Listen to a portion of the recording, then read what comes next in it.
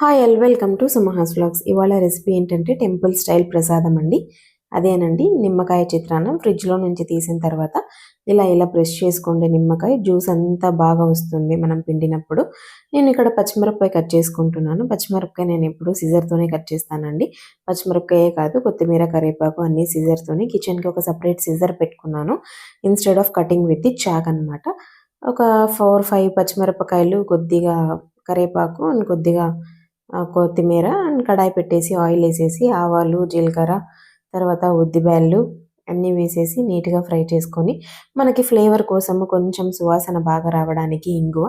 నేను యాక్చువల్లీ కొత్తిమీర ఫ్రై చేసేస్తాను. మా ఆయన పచ్చిది వేస్తే తినారని చెప్పి లాస్ట్లో పచ్చిది ఒక 2 ఆకులు వేస్తాను అంతే. ఇంకా పల్లీలు బాగా తింటాం మేము. మాకు బాగా ఇష్టము చిత్రాన్నంలో పల్లీలు వేసుకోవడం. అందుకనే వేసుకొని బాగా ఫ్రై చేసుకొని ఇంకా ఉద్దిపాయలు వేసేసుకొని పచ్చిమిరపకాయలు అన్నీ వేసుకొని, పచ్చిమిరపకాయలు కూడా బాగా ఫ్రై చేస్తాం, పచ్చి పచ్చిగా వదలము.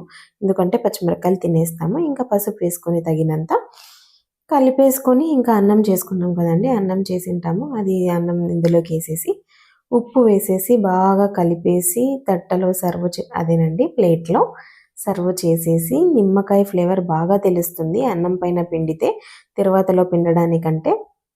ఇంకా సర్వ్ చేసుకొని బాగా తినేసి మీరు కూడా ఎలా ఉందో చెప్పేయండి. Thanks for watching. Subscribe to my channel.